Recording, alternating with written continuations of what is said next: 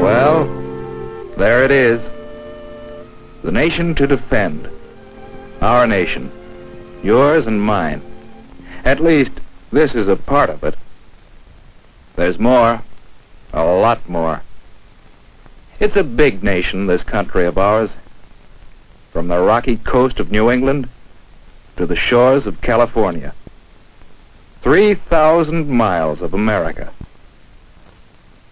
I'm interested in this America. I've got a stake in this country of ours, just as you have. I could be one of your neighbors in a small town, or one of the big city people you know. Maybe the fellow who sat next to you at the game on Saturday. Or I could just as well be sitting with you in the audience. Because, you see, I want to look at these things with you and talk about these things with you. Today, a lot of you are thinking about the day you'll be called into the armed forces, called to serve your nation, and if necessary, to defend it. You think of the friends you'll have to leave, the sacrifices you'll have to make, and finally, when the time comes to go, maybe you'll think, what is it that needs defending? Why does it have to be defended? I think we know the answers. I think we know that what we have is worth defending. We hold these truths to be self-evident, that all men are created equal, that they are endowed by their Creator with certain unalienable rights, that among these are life, liberty, and the pursuit of happiness. That's part of our nation. Those are principles we've defended ever since the Declaration was written.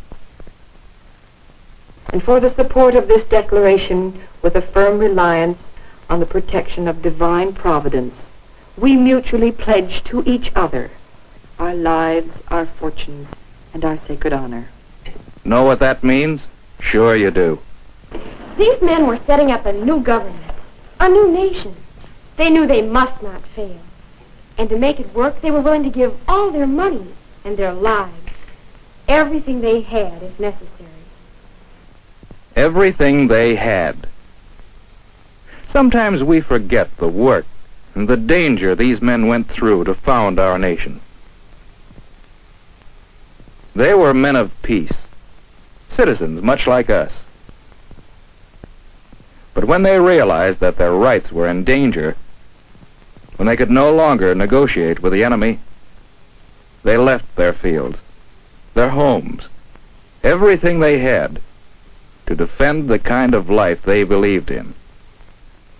You know the story of those men. Stand your ground. Don't fire unless fired upon. But if they mean to have a war, let it begin here. And so for the new nation, they fought.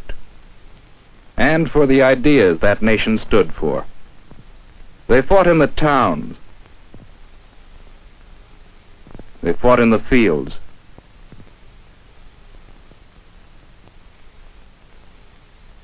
Sometimes women joined in the defense of their homes and families. These were difficult years. Years of suffering and toil. Yet the patriots stood together in their common cause. Some of the patriots, like George Washington, gave years of devoted service and leadership to the nation. Some, like Chaim Solomon, gave their fortunes to the nation. Many, like Nathan Hale, gave their lives. And still more, many more, gave years of military service in the defense of their country. Their country was a little group of 13 colonies, and yet because they defended it, that country survived, grew into the great nation that you and I live in today. That nation has always been devoted to peace. But all through our history, there have been times when there was no peace, when differences could not be compromised, when the last resort was to fight. Men who loved freedom, who believed in our way of life, have not hesitated to defend freedom. Ordinary citizens, mostly young men, have fought to defend the kind of America they believed in. And they have done this not because they loved war, but because they hated tyranny. In 1917, the fight against tyranny took us far from our own shores, into other lands, to join with other nations who were fighting to keep our kind of freedom.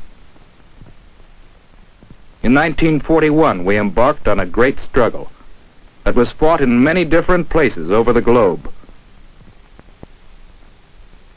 Once more, American men gave everything they had for the nation. Once more, we joined with men of other nations in the common defense of freedom. Once more, we hoped tyranny was ended.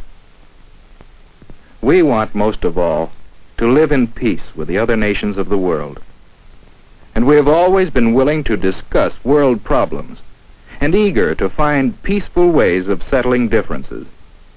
But at the same time, we have been on guard against tyranny, any kind of tyranny. We have been willing to fight aggression wherever it threatens to destroy the things we believe in. Things such as justice, fair play, the right for everyone to have an equal chance. We have been willing to join men of other nations who believe in these same ideals of freedom. And always, as our nation has needed men, men respond. If it were not for men, men willing to defend the nation and the ideals it represents, you and I might lose all we have. Our freedoms, our opportunities, and perhaps our lives. And what about the future? As long as we have a nation, we may be called upon to defend it. Today, tomorrow, in the future. George Washington said, "To be prepared for war is one of the most effectual means of preserving the peace." Daniel Webster said, "God grants liberty only to those who love it, and are always ready to guard and defend it." Woodrow Wilson said, "To such a task we dedicate our lives, our fortunes, everything that we are, and everything that we have." Everything that we have to defend our freedom. Life, liberty, and the pursuit of happiness. That's our kind of freedom. Remember, when you are called to serve your nation, you're called to preserve your freedom and ensure your way of life. You're called to ensure your freedom to choose your religion and the kind of work you want to do, to ensure your freedom of speech, to ensure your right to the pursuit of happiness. And you can think of more rights that you have. You know what they are. But wait. Maybe you think, it's harder now than ever before. The problems of today are greater than other men have had to face. Well, listen. These are the times that try men's souls. The summer soldier and the sunshine patriot will, in this crisis, shrink from the service of his country. But he that stands it now deserves the love and thanks of man and woman. These words were written by Thomas Paine, an American patriot, in 1776. And ever since, in the times that try men's souls, men have left their homes and their families to defend the nation. Our nation. Mine and yours.